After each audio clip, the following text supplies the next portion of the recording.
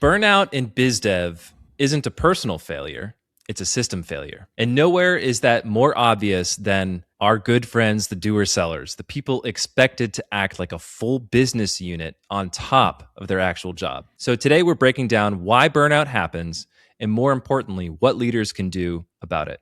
Let's talk about it on the podcast.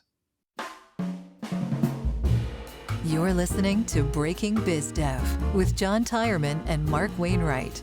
Conversations that break down, beat up, and redefine business development for the professional services firms of tomorrow. And now for your hosts, John and Mark. Hello, everyone, and welcome to Breaking BizDev. I'm Mark, that's John, and we're going to talk a little bit about our frazzled, burned out, beat up business developers out there who might be feeling a little burnt out, John. Well, on top of the kitchen sink, all of their job responsibilities, no wonder they're all burned out, right? Yeah, for sure. I come from the world of proposal professionals in professional services, and burnout is a topic of conversation for sure for people who are in charge of developing these really big, complex, deadline-driven, hair-on-fire proposals that sometimes can make or break a really fantastic new business opportunity. But we don't spend a ton of time talking about the business developers, beyond the proposal creation, just everything these people need to be doing, not just the proposals, right? The conversations they're having upstream, creating new business opportunities, et cetera. So, yeah, burnout is real. It definitely exists in business developers because what you pointed out there is that those people have to wear a ton of hats.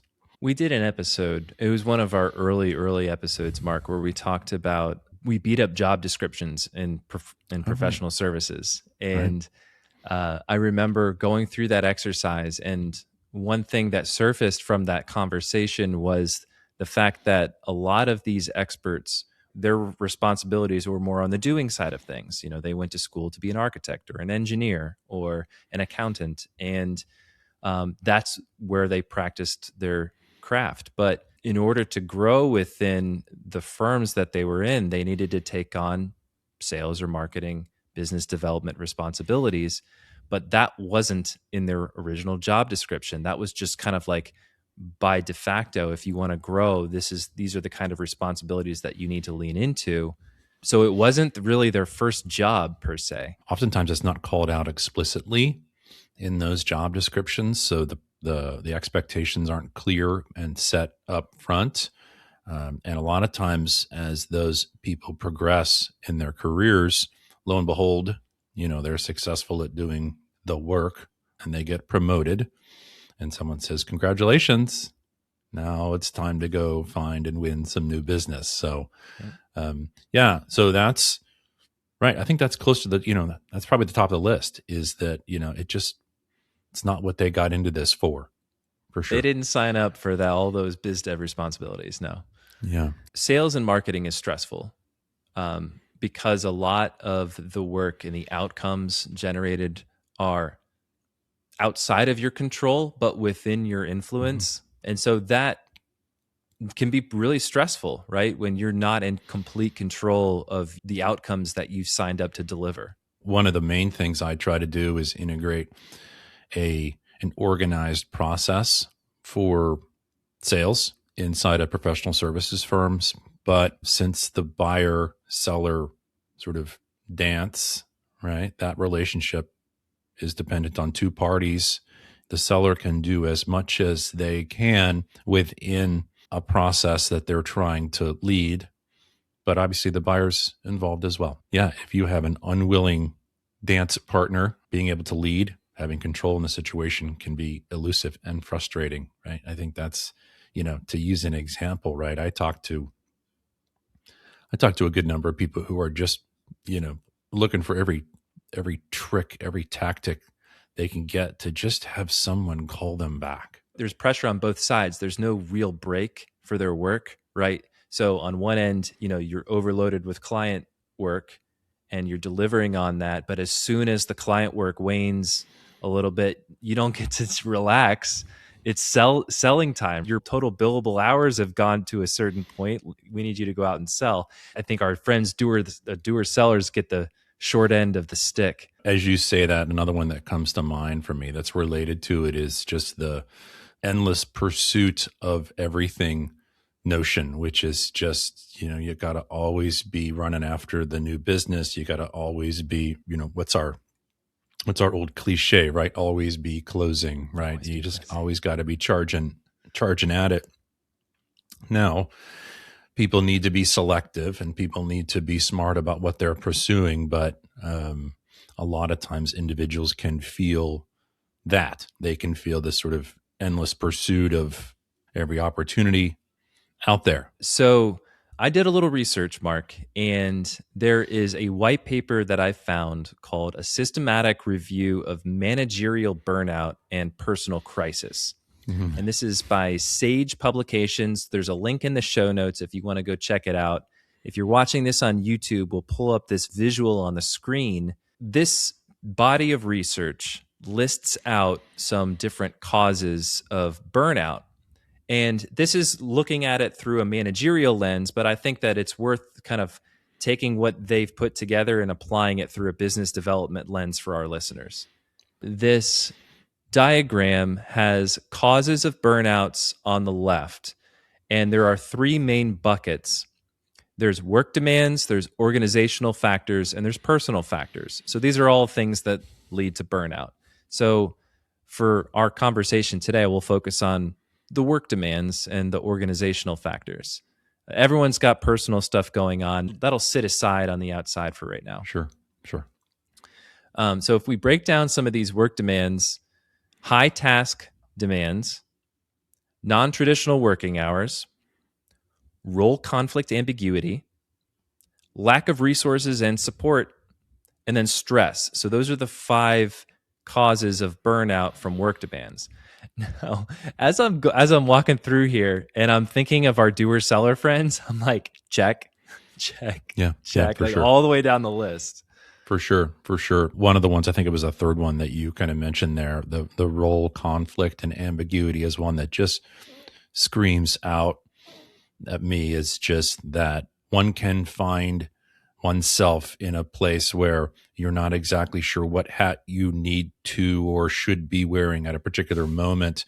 Yeah. So, we've all had that where we're getting pulled in 6 different directions. We're needing to do 6 different things. So lo and behold, nothing actually happens really well, right? Maybe some things get done, whatever else. But yeah, that's often the result of it. Non-traditional working hours. A lot of times business development doesn't happen during traditional working hours, right? You're talking with a prospect in the evening times because that's when they have the bandwidth to be able to have a conversation. Or you're putting together proposals at night because tomorrow's the deadline, right? Or tomorrow's that key conversation. And that's on top of all the work that you have to do servicing clients. So that one really stands out to me too. Yeah, there's a ton of very specific marketing activities that often happen outside of working hours, right? It's the conferences, it's the networking events. It's the informal conversations you're going to have after hours with a connection, a collaborator, a prospective client, whoever else. It's for sure. Yeah, that starts creeping into your evening, and that adds to it. I wanted to touch on just a couple of the organizational factors before we kind of talk about what the solution is. Yeah. Ethical aspects and job insecurity. Those were the 2 kind of sub buckets underneath of the organizational factors that lead to burnout. Obviously the lens I would look at anything related to ethics for a doer-seller, in the whole world of business development, is that you can find yourself in a difficult, conflicting situation where you're trying to match your new business development activities with individuals and firms who are of like mind, where your values, your ethics, everything else, the way your worldview is similar. You're constantly trying to develop these mutually beneficial, mutually respectful relationships with, your prospective clients. And that's hard because sometimes you have to make really difficult decisions, to pursue or not to pursue, or if an opportunity just seems too good or too tempting to walk away where there are clearly sources of conflict. That came to mind for me when the whole ethics, word sort of popped up. What came to mind for you? What came to mind for me was sales managers pushing controversial scopes of work or trying to deceive prospects and forcing that onto the people who are having the conversations. Jacking up prices unnecessarily could be another example. Loss leaders, bait and switch. There's a bunch of terms you can kind of throw out on the table there. And we've talked about loss leaders in the past, and some people see them as a viable technique or tool to use when they're working with particularly new clients. But I've always maintained that any type of a lost leader situation sets the wrong type of precedent and creates the wrong type of relationship from the get-go with your prospective clients, right? If you're offering up a lost leader, which is, a low dollar bid on some work to be done in hopes that the relationship will grow into the future, and at some point you'll be able to charge them, whatever you would normally charge.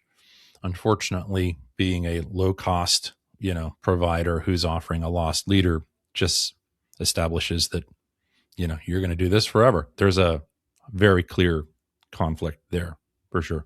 And the other one you mentioned was job insecurity. So okay. Yeah. That one kind of really jumped out of the page for me because especially if compensation and your position in the firm is related to sales performance or revenue performance, that's constantly weighing on you as an individual. I need to meet quota, or I need to hit my number, whatever that is, in order for me to keep my job. Short of that, individuals can have variable compensation based on, revenue generation performance. And even if it's not sort of base compensation, if it's discretionary, if it's a bonus structure or whatever else, in the world of selling, it's really easy to understand the type of mindset you're going to sort of start to adopt if you're not performing well, right? You're going to start scrambling. You're going to start scrapping. You're trying to say yes to everything that walks in the door. You're out there and you get into this sort of push mindset where you're just spraying and praying, right? And you're hitting up every contact you have in the entire planet for the next job. So that starts to grind as well.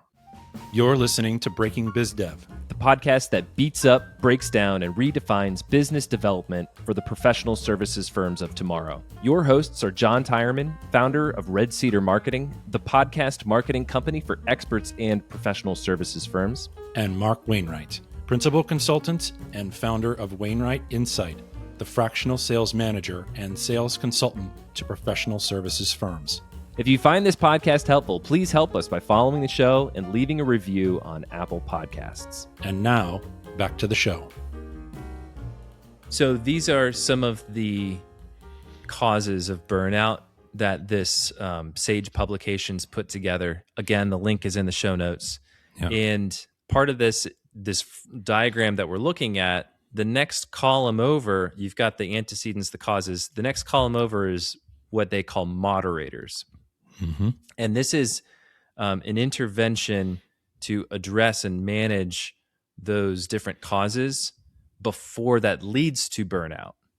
Yeah. Right. And so like this brings us to our next segment of the podcast episode today. And how can business development leaders leverage that and understanding what causes burnout? How can they reignite team energy? How can they remotivate their team and help reduce burnout on their team? So that's going to be what we're going to talk about in this next segment.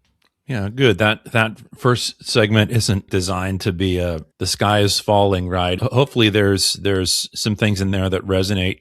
People are nodding and saying, "Oh yeah, that's a reality in my life." But yeah, this next part is how can individuals and organizations start to address that? Moderators in this publication, in this diagram. So these are individuals, or they could be teams, I suppose. Could be someone internal, could be someone external.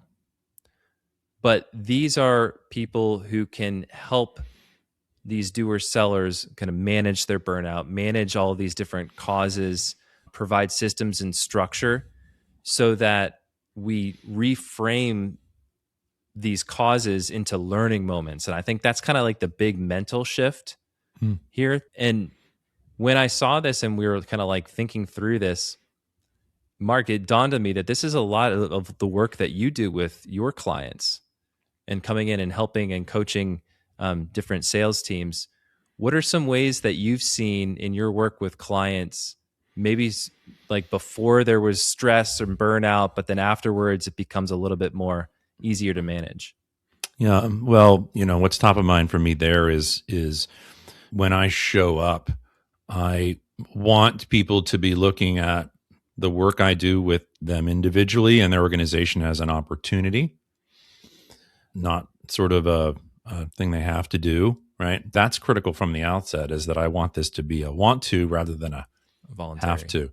Yeah. I want people to opt into this. So that's super powerful. So just that initial move is really, really important. So it gives people some amount of choice and agency in all of this. So, from the start, I want people to kind of understand that they're in control of this and they can opt into, this effort that's going to hopefully build their confidence with selling their services. Sure. I mean, that's top of mind. There's layers of other things as well, but that one's just getting people to kind of opt in initially and just leaning in the right direction, I think is good at the start. You bring process and structure to those engagements as well. And I'm sure that brings clarity and reduces anxiety. That touches on a couple of things. It's creating and establishing a process and also kind of setting expectations for behaviors. So those two things are critical because with doer-sellers in, oftentimes technically oriented careers, these are left-brained individuals who think about things a certain way.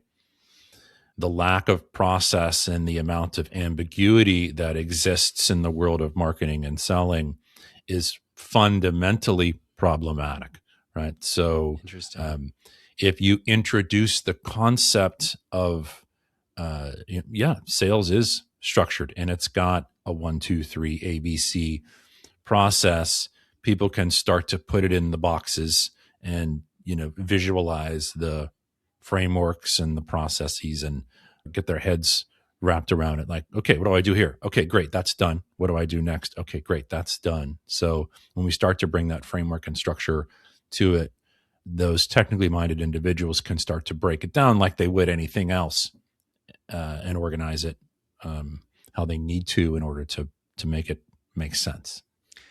And I can see how that would lead to less burnout, less stress, less anxiety, because especially if you're managing that on like a weekly basis and you're looking at the like weekly activity as opposed to like the 28th day of the month and you're like, where's our number and why aren't we hitting quota, right?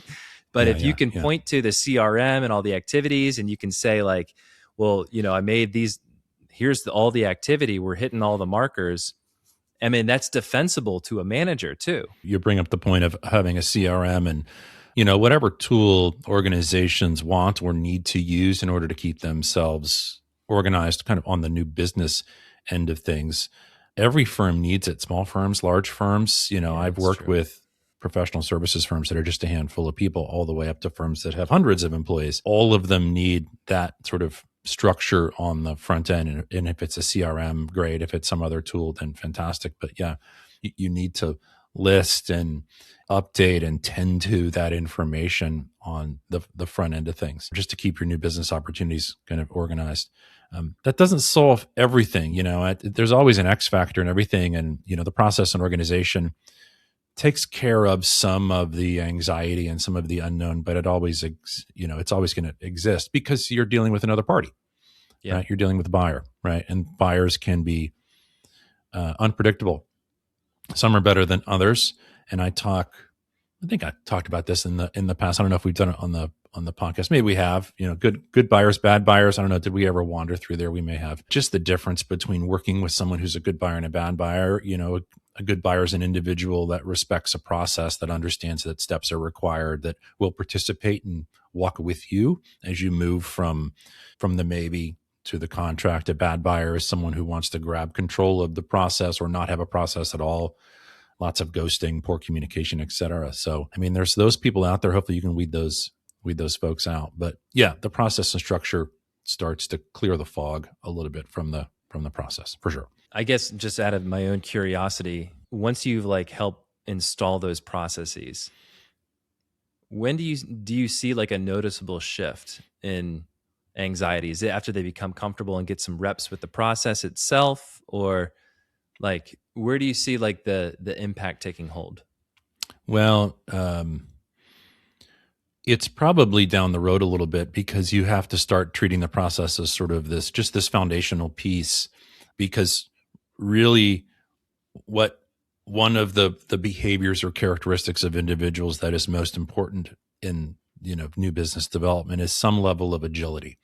And what some level of agility means is that, yes, you have to kind of move, a little bit left and right and up and down or whatever else with the process. You have to speed up and slow down. And sometimes that feels like, that you start to lose the process and lose the steps.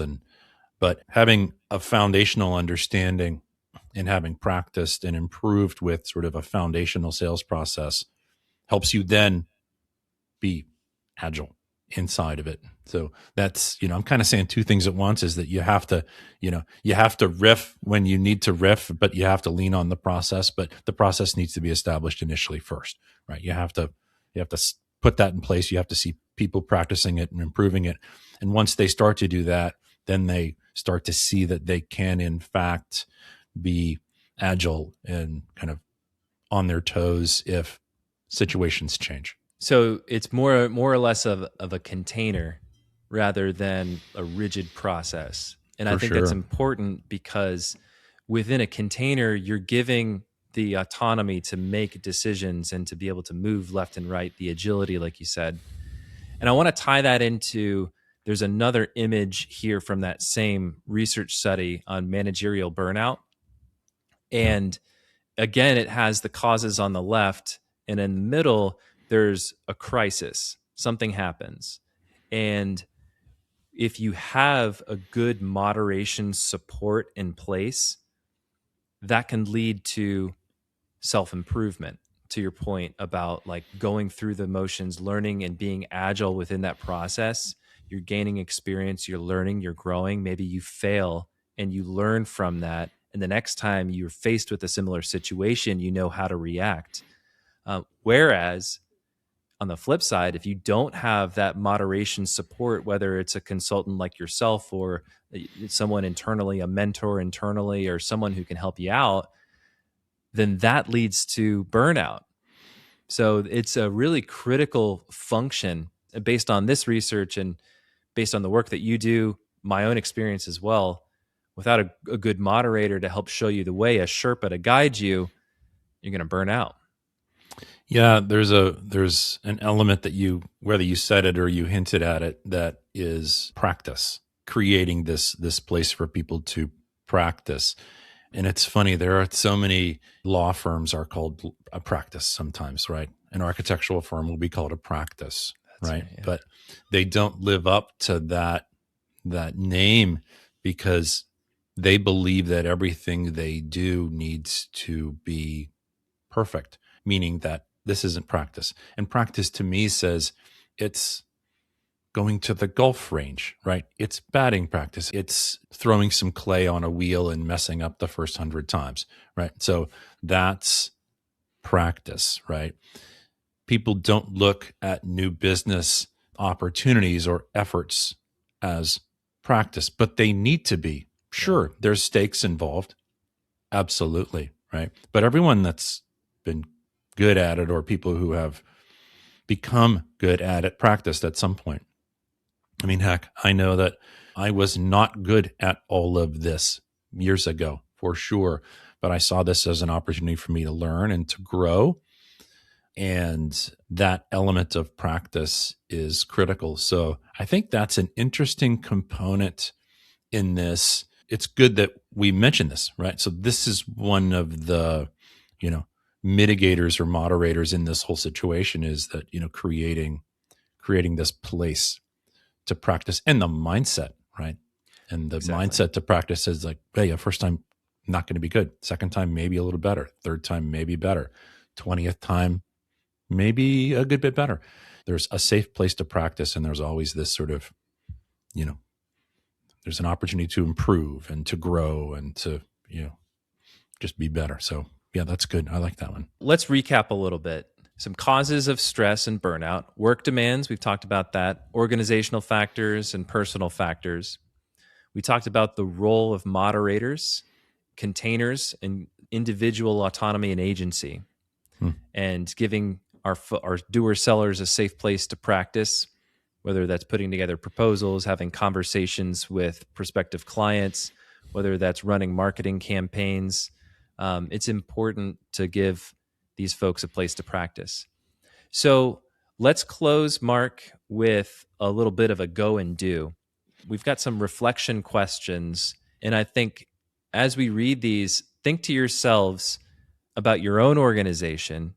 So first of all, do you have a structured business development process? We've talked about it in the past, John. There's a ton of stuff out there, and I think there's probably the vast majority of professional services firms haven't applied the same rigor and organization to the new business end of things as they do their service delivery, right? So service delivery, they'll have some codified step-by-step project management, service delivery process or manual or whatever else, but they won't have anything on the front end. So good one. All right, this next reflection question: have you set clear expectations to your doer-sellers on their roles and responsibilities? Again, the vast majority of firms will just say, everybody go do it and throw everything you can in the big pile, and hopefully by the year end, we'll, hit the number. And that's not clear at all because there's individual contributors out there who are, either contributing or not contributing, right? So it's just everybody go do everything you can is that sort of endless pursuit of everything. And that's not great. So yeah, think that one through. Go to that networking event, drum up business, put it in the CRM. Let me know. Yeah. Let me know when it closes. Yeah, for sure. So are those expectations realistic too? Those expectations important. You put up. And then finally, have you provided enough training or guidance for your team?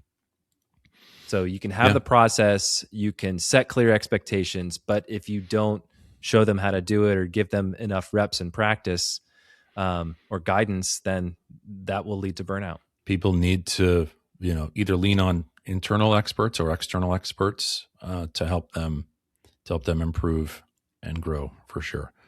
Okay, John, I think we've burnt through burnout, taking it out back and beating it up.